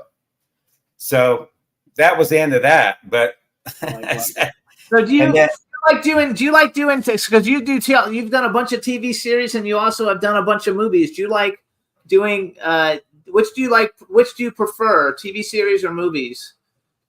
Well, the series stuff is great if you're a regular. I mean, well, even a co-star guest, I like doing any of it and all of it, honestly. You name it, it's fine with me as long as the check cashes, If the check cashes, I'm good. That's funny. I like that. And if you're treated properly, if you're not, made to sit out, I don't know, out in the lower 40 and freeze while you're trying to eat lunch. I mean, if you're treated properly and the money's good, I mean, I'll pretty much do anything. I won't do full nudity. No, I won't do that. There's a few things I won't do. most things I'll do. But I like when Kyle said soaps. See, I was never regular, and I can see his point about it's regular. It's the closest 9 to 5 as you can get, right? I mean, it's regular money every week, and that would be cool. I like movies because it pays a lot more money, and you're not there as long. You don't have to. Your whole life's not on set. And I have a wife married 52 years, and I have 8 grandkids and 3 kids. So I don't want to be gone all the time. I just don't. And I have enough money now where I really don't have to work all the time. I don't have to make ends meet, So, I mean, we're pretty well off now. So I will work. I'm very grateful. I will work till I drop dead. Well, that's where I'm at. That's what I'm going to do. Because I love my work. Yeah. And what would I do if I stopped making movies and doing this show? What would I do? Play dominoes? I mean, go sit in the park with pigeons? What do you do? Yeah, no, you're right. I get the same. I have the same feelings about it. Exactly. I'm going to keep doing this till I drop dead. I mean, my grandpa, he didn't make movies, but he worked until he dropped over. He died at work. He hated retirement. He was a Scotsman. He hated retirement. Retirement is when the brain stops working, and when the brain stops working, the body stops working, and the heart stops working. So as long as you got all those things going, you're going to live. I also think you've done a lot of cool things. And I play music too. I have gigs almost every week. And I have a tune out called America the Great. It's on Spotify, iTunes, YouTube Music. It's on YouTube. I listened to it yesterday. It's on YouTube Music. Yeah, well, I think it should be re-recorded, but I had to fight with the band over it, so we didn't do it. But I think the lyrics are very patriotic. The lyrics are really good, and you should re-record it because the voice is drowned out too much in it. You're right. That's another reason I want to re-record it. But I think the premise of the song, the lyrics, and the music, I think all those are good. I just think the production quality could have been a lot better. Absolutely. Yeah. So let's talk about some of the stuff you've actually done. First of all, I want to talk about some of the people you've worked with because it'll tie it together. But you've worked with a bunch of people, and a bunch of them have been on our show. Some of them were on many years ago. Even though I have never worked with Meg Foster, I would like to. But Corin Nemec, Bill Oberst Jr., you've done a lot of stuff with Bill Oberst Jr. He's been on the show a million times. We both love him. Courtney Gaines has been on the show. Maria Olsen has been on the show. Corin Nemec, I said already. Courtney Gaines, Bill Oberst, Eric Roberts been on the show. Peter Jason's been on the show. Sherry Davis is a very good friend of ours. I guess you've probably worked with her on a lot of stuff since you're in LA. We love her to death. Robert Donovan's been on the show a bunch of times. Andrew Stevens we just had on the show. Let's see.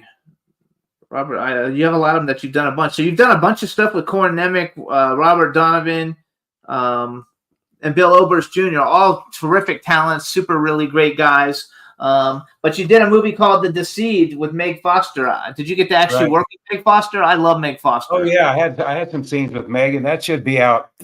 I would guess the director is from Australia, Ash Aaron. And as a matter of fact, they flew everybody over, other than a few extras and folks from local. They shot most of it in the Malibu area, and he tells me that the trailer should be out within a week or two. And then he thinks the movie will actually be out in its entirety, and they're going for a theatrical release. He feels like it should be out within end of this month or November. And it is The Deceived, and Meg Foster is in it. And she was the original. I don't know if she's the original Cagney or Lacey. I can't remember now. She was one of them. No, but she was in that Roddy Piper movie, They Live. She was her and Roddy Piper were the two stars of it, and I just always remember it from when I was a kid. and like she's a super talent. She is. Also, I have Dawn Hinton. I have Dawn Hinton in the chat room. She told me to tell you hello. She watched Oildale. You have Oildale. I think it's on Tubi, right? It's on Prime. Oh, actually. on Amazon Prime about Amazon Prime. Yeah. about homeless veterans that don't have a place to live. Yeah, and that's gotten some fantastic reviews. It's actually about a family, and it's about a 16-year-old girl and her 12-year-old brother, and they take in these.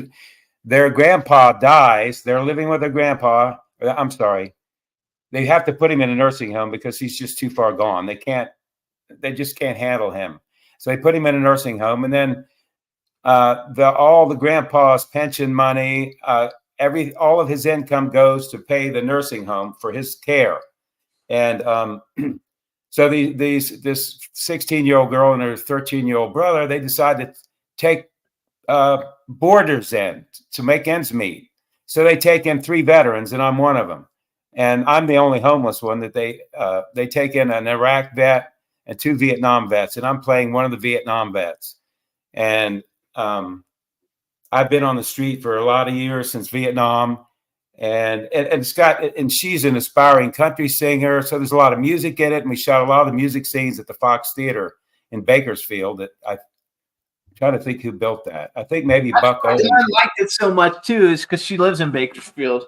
Yeah, and it's got great reviews. And my all the performances are, it's Lynn Salt and David Mueller made the film. Lynn Salt wrote the film. She's a writer, and we did shoot it in the Bakersfield, Oildale area. But I played a homeless Vietnam vet, Larry Atkins, and since I am a Vietnam vet, I had a lot that I could go to. She actually lives in Oildale. That's funny. She lives in Oildale. It's a good movie if you haven't seen it. I mean, it's a low budget movie, but the story is very good. I feel like all of the acting was very good, and the story is very good. So, it's a good family friendly movie. There's no cursing in it. There's no gratuitous sex or anything. It's a good film. It really is. I'm really proud of that film. You have a lot of stuff that you've done that's good story type stuff. I just want to ask this one question. Ron won't know who these people are, but when you did Somebody Help Me Too, was Marquette Houston and Omarion, were they cool? Like musically, I'm a big fan of their music back in the day. Yeah, I think Omarion had a group called B2K. B2K. Yeah, I love them. And they were great. They were great, and BET funded the film. We stayed in cabins up near Lake Arrowhead. Everything was a night shoot, I think, except maybe one day. So I could sort of relate to what Kyle was saying earlier about shooting all night. Yeah. No fun. It was kind of hard to stay up all night every night. I'm not a huge fan of that, but I mean, it was still fun, and it did sold so many DVDs. I was like amazed at how many DVDs that thing sold. And not only Marcus and Omarion, but Jessica Zorba, Donna Summer's daughter. Yeah, we should. Donna Summer's daughter's in it too. Brooklyn Sudano. Yeah. Yes. Wait, what? Did we shoot Clown 3 at night somewhere? No, well, we shot into the night, but we didn't shot overnight.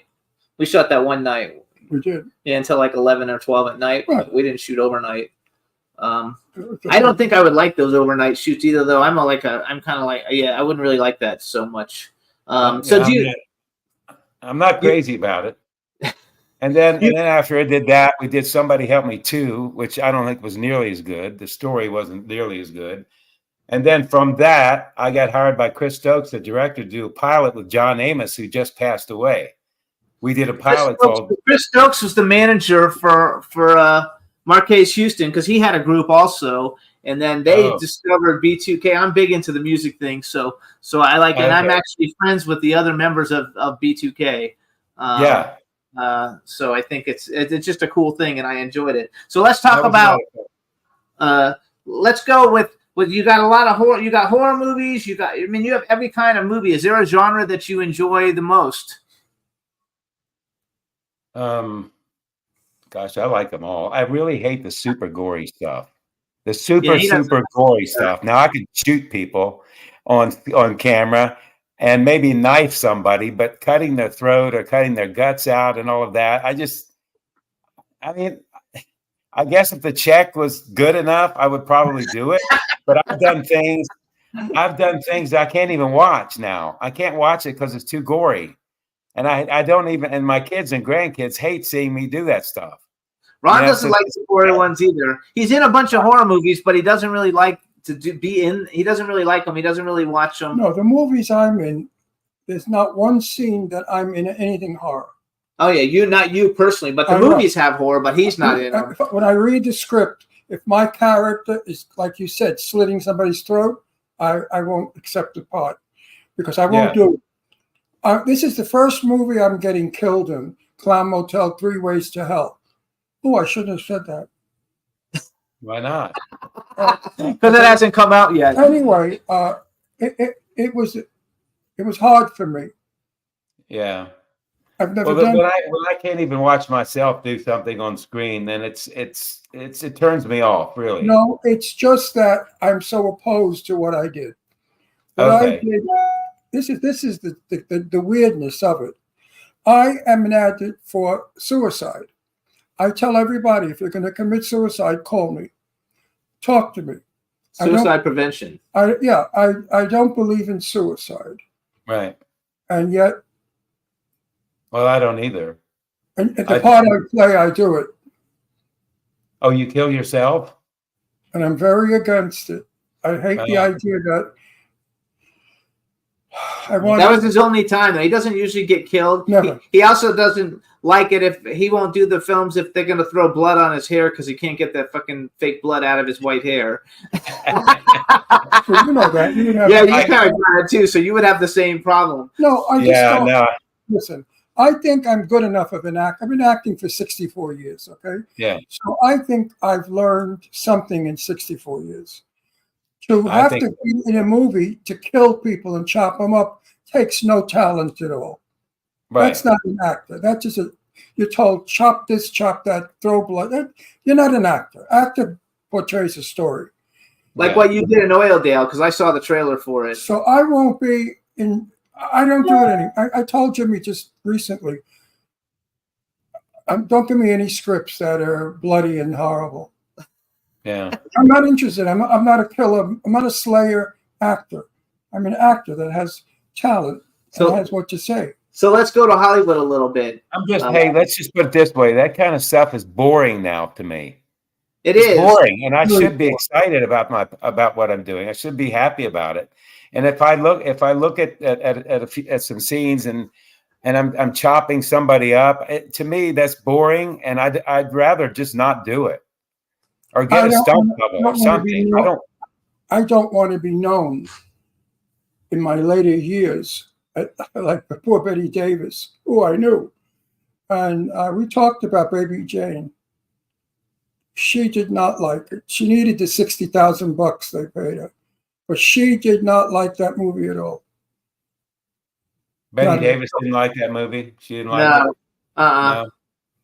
I loved it because I don't know any. I wasn't that. I saw that before I saw any other Betty Davis movies. But first of all, she was uncomfortable working with Joan Crawford.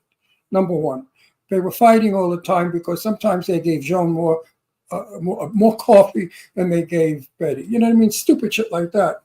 I asked her in conversation. I said, "What was your favorite movie?"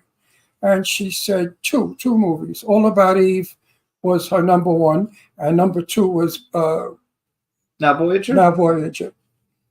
Actually, you know all those movies, right? Yeah. So she had only in her whole career, she only had 2 movies she really liked. What movies did she hate with a passion? Which I liked very much. Beyond the Forest. I thought Beyond the Forest was wonderful. She hated that movie. So let me ask you a question, because I asked this to everybody. Bucket list, male and female actor, it could be living or dead, that you would like to work with, that you have, if you have ever had an opportunity to work with somebody, and then what movie would be the movie that's ever been made that you would like to have been in? So do you have a male and female actor, and they can be living or dead, because it's just a fun question. Oh, there's just so many. It's hard to narrow it down. But you know what? I heard some of Kyle's interview, and I had to agree with him on Humphrey Bogart. I had to agree with him on that. I think Casablanca, or that one he did in Florida, Key Largo. Yeah, I love that one. We just saw that. I like all his stuff. But I'd say Jimmy, for me, the older guys, Jimmy Cagney. I would have loved to have acted with him. Humphrey Bogart. They're like two of my all-time favorites. Spencer Tracy, I loved him. I loved his saying that I've heard years and years ago. He said, "Look, folks, learn your lines and don't bump into the furniture." And I always thought that was kind of cute. But you know what? It's smart. I mean, let's face it, you got to know your blocking as well, right? Wait a minute, hang on.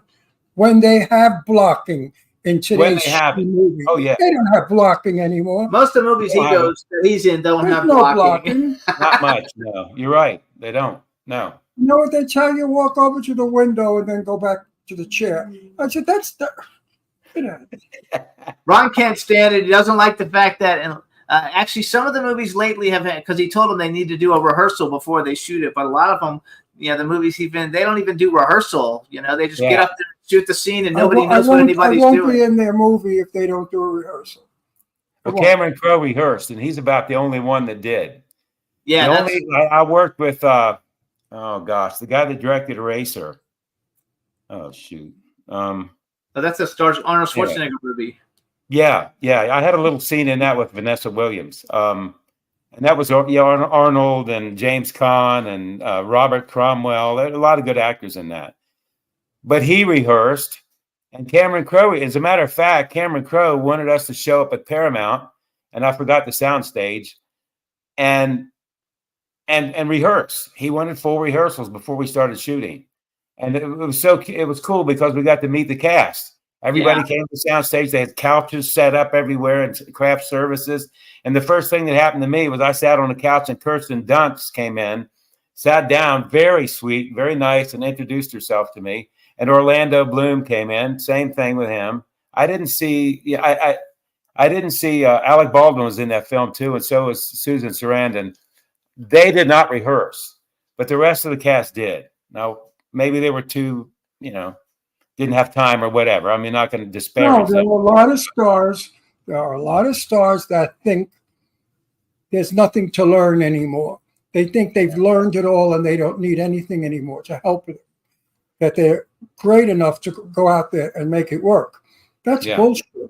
Because the comfort I have when I work with another actor,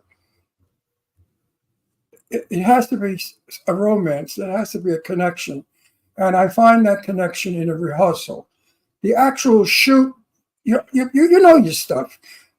I like rehearsal because I get to talk with the person before I work with them. It's familiar with me. I don't like a cold set. That's it. If it's a cold set and I have to do my lines on that cold set, I don't like it. Yeah. I like to know the feeling of what it's going to look like when I do it on the take.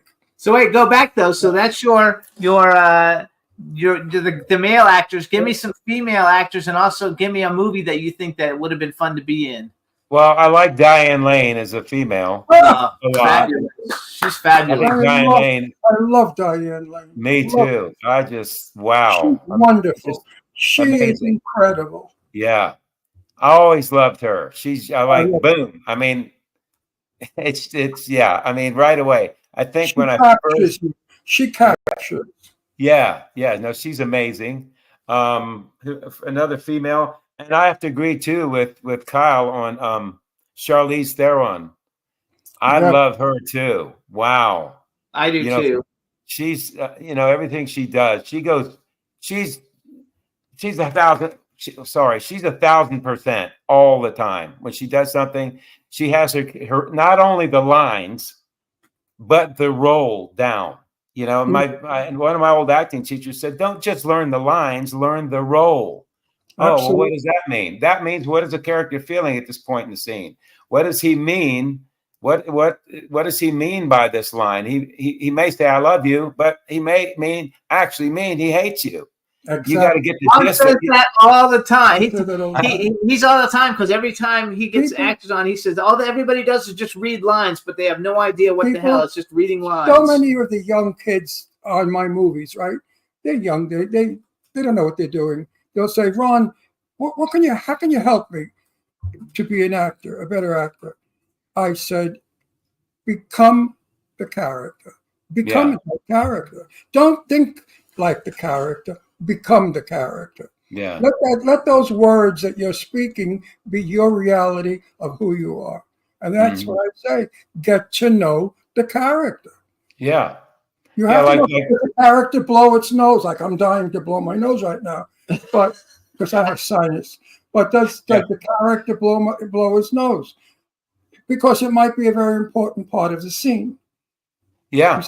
But a lot of these kids, they don't do that. They don't care what the action is. They only want the word. Right. I tell everybody this. I'm sure you act this way too. Well, that's the gist of what I'm saying here is what an old time teacher told me. Don't just learn the lines, learn the role. Yeah, but hands act. In the lines. Hands act. Don't put your hands at your side and say, now I'm going out to play with my dog. Now I'm going to go out to play with my dog. That means something when we touch our hands, our faces all the time when we speak. Yet when they act, they don't want to touch their face, and it's not real. So you see the vintage actors, the really old good ones, or even the old movies. Cary Grant always had his hands in his face because it makes the audience interested. Wait, did you give us a movie? What's a movie you would like to have been in? Either an old movie or a new movie? I would love to have played Harrison Ford's part in Blade Runner, the first one. There you go. Now that's a role. First one. Oh yeah, the second one I didn't like at all, but the first one was great. Yeah, with Harrison Ford and Sean Young and the guy that played Roy Batty passed away. Oh gosh, I don't remember his name, but we met Sean Young during COVID. Actually, at an event during COVID, she was very nice. Yeah, he died. Oh gosh, I should know his name. But Blade Runner was a great movie. Blade Runner is like an iconic movie. I didn't like the remake. Did you like the remake? No, not really. Not after. No, I didn't. I'm going to find out who that guy is. So while he's looking, you guys, Sonny King, he's not real active on Instagram, but you can follow him on Instagram. He's Sonny H King. He's on Facebook. Check out check out his IMDb and all the stuff that he's been in. But again, follow him on Instagram, Sonny H King. And we got 1 minute left. 1 minute. Hey, there's another movie coming out, should be out soon, called Night Carnage. And I play the father of a vampire hunting family. Oh, and wow. I was told by production that most of my lines were used to narrate the entire film. Now I haven't seen it. I haven't seen the trailer, but it should be out by Lionsgate, called Night Carnage. And they aged me up even more than I am now, with aging makeup and blah blah blah. And anyway, so and The Deceived should be out soon. And that's the one with Meg Foster and Cara Nemec. Kelly Sullivan is great in it. And Meg Foster, she was super. Oh, Courtney Gaines. And Bill Oberst. He's my deputy. He's my deputy in that. I love it. So you guys look out for what was the first one you said? Not The Deceived, the Night Carnage. Night Carnage. So you guys look out for Night Carnage and The Deceived coming out with Sonny King. Follow him on Instagram. Check out his song, America. What's it called? America the Great. America the Great. And we want to thank you for coming on the show. And we'll see you on Facebook because you and I like each other's posts all the time. You're fabulous. Thanks so much for coming on the show. And we'll see you on Facebook. Thanks, guys. I appreciate it. Thanks for the interview. It was good time.